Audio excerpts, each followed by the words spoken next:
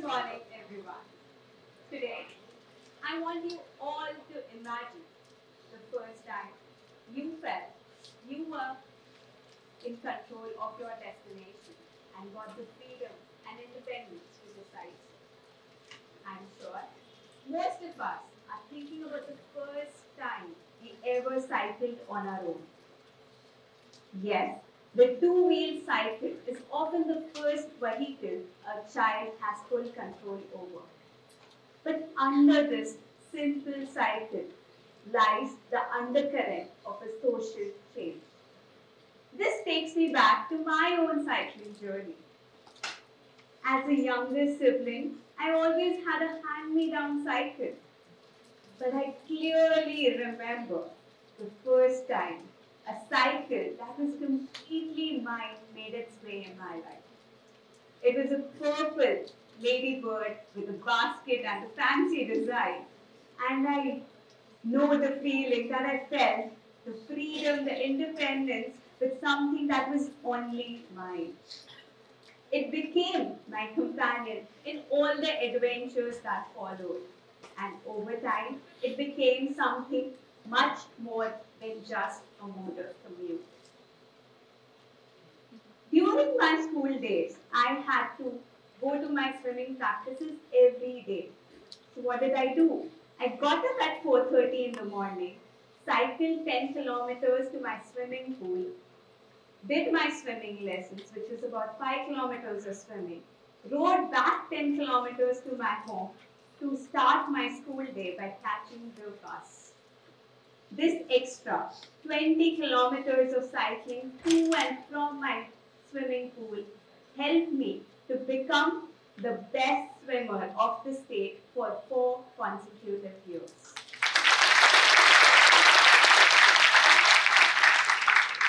This was just the start of my cycling journey. In 2013, I wanted to participate in my first cycle competition, which was being held in our city of Ahmedabad. But there was one problem. I did not have a cycle to race on. So I asked around in my friends and family circle if someone had a spare racing cycle. And one of my brother's friends said that he had one lying in his basement which he had not touched for years.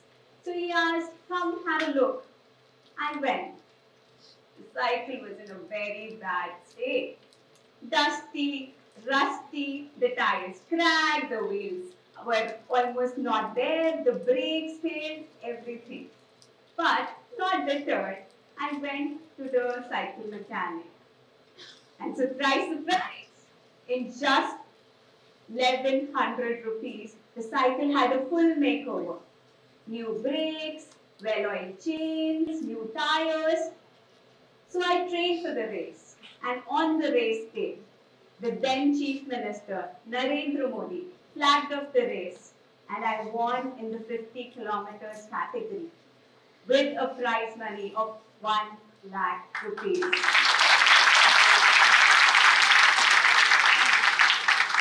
What an ROI, right? This was the big bang start to my triathlon journey.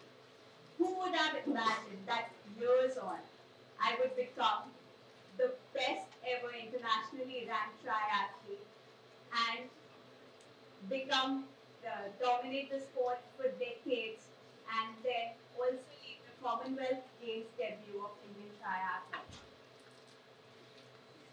But the cycling journey taught me some things. A, that a waste cycle, a cycle that has not been used, is not a wasted cycle.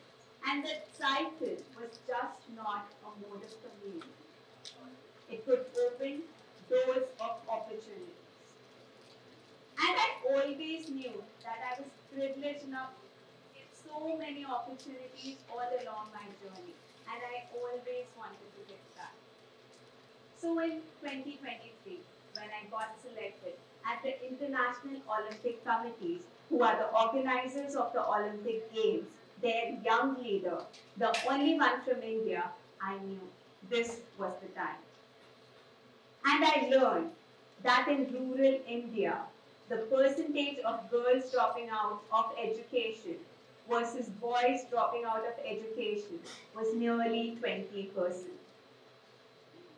So, what did we do?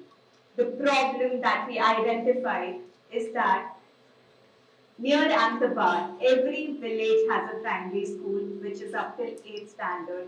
Every cluster of 5 to 7 villages have a high school which is 9th and 10th standard. What does this mean? That a girl going to the primary school has to go within her village, which is probably few hundred meters of walk. But when she has to go to the high school, she has to go to another village which can be 5 to 10 kilometers away. This, along with other social barriers, proved a bottleneck, forcing the girl to drop out of education at this very point. So, we applied a solution.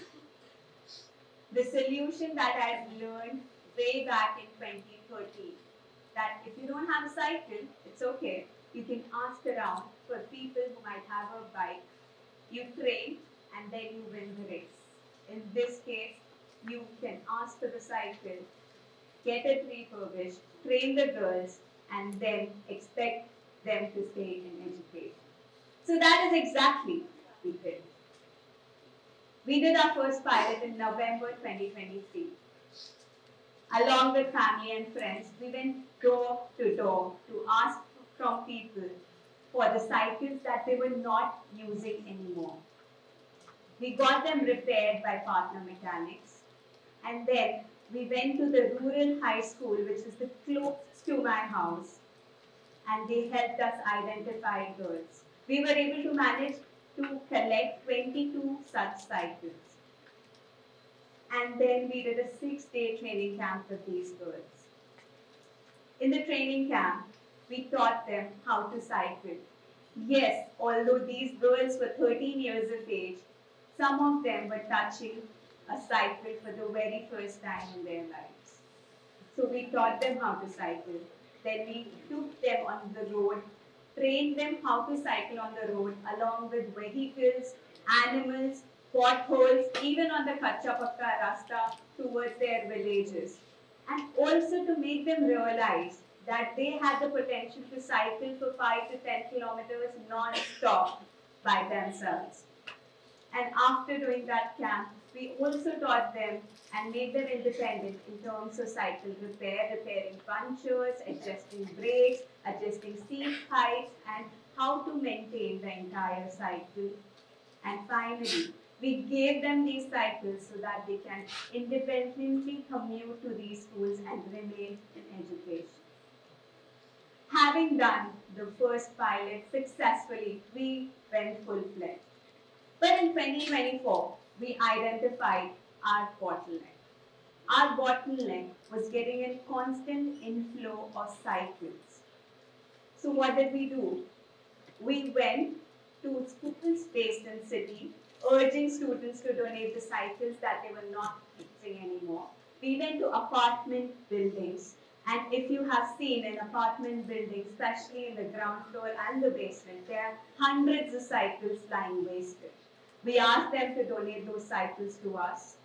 We did tie-ups with corporates and banks who then offered cycles to their employees. And that is how we overcame a bottleneck. And we got such good response that with that response, we could also have a team of volunteers present today for the talk, and we could take this project forward. Now our SOP consists of going, pitching this project to the school students in the city, then urging them to donate the cycles. We collect the cycles from their doorstep so that it's not a hassle for them to bring the cycles anywhere. We then get it refurbished and repaired by our partner mechanics. And then we go to the rural high school, which helps us identify the girls who will benefit from these cycles.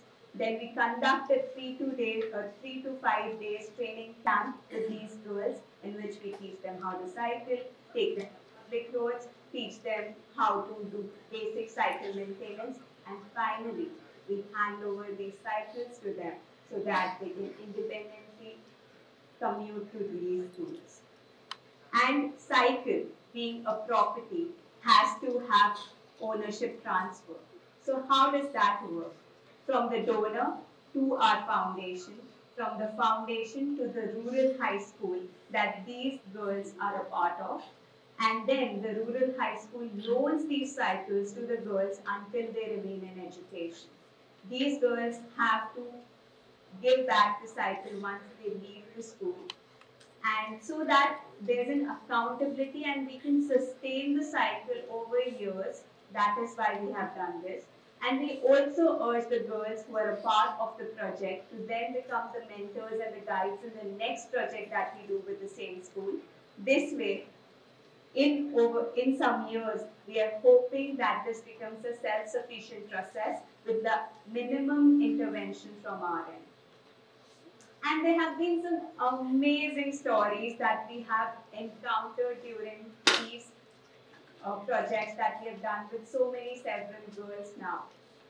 And this daily cycling effects on the girls afterwards. Some of them are so bright. I remember this particular girl, Priyanshi. She, from the very second day of the camp, started bringing a note written in English about what she had learned the previous day and how she hopes that this cycle will help her fulfill her dreams. And it was very touching. And I soon realized that most of these girls are brighter than all of us. What they lack is opportunities. And what also stuck with me is that for most of us, traveling to different countries is not a big deal. But for these girls, they're not even been to the village that their best friend comes from, which might be 3 to 5 kilometers away from their own villages. So when during our camps, we take them to these different villages that these girls are coming from to the school, they get so anxious and excited to visit the friends abroad. And also the effects of daily cycling that the teachers have told us. Most of the girls that come from these schools, the predominant sport that these schools play is Kho-Kho. And the sports teacher told us that within the next 3 months after us giving the cycles, the Kho-Kho team was made of the girls who were cycling every day. And the academic teachers told us that they have seen the rise of confidence and participation of these girls who are cycling every day in the classrooms itself. And these were some things that we did not go wanting as an outcome of the project, but we are so happy to have learned this. With just 2 wheels, we are addressing 9 out of the 17 Sustainable Development Goals of the United Nations, making cities and communities more gender equal and just. And obviously, cycling being a sustainable and climate friendly way of commute, it is lowering the climate impact and making cities more sustainable. And we, by providing these cycles to these girls, we not only hope to lower the percentage of girls dropping out of education, but also hope to give them a chance of equal opportunities one day. Corporates and banks have already started partnering with us through cycle donation through their employees and funding the project.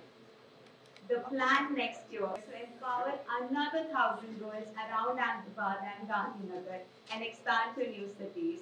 We've done our first pilot in the city of Pune in last December. So I invite you all to please join us in this revolution and to educate more girls around our cities, because sometimes all it takes to change a life is 2 wheels and a little bit. Thank you.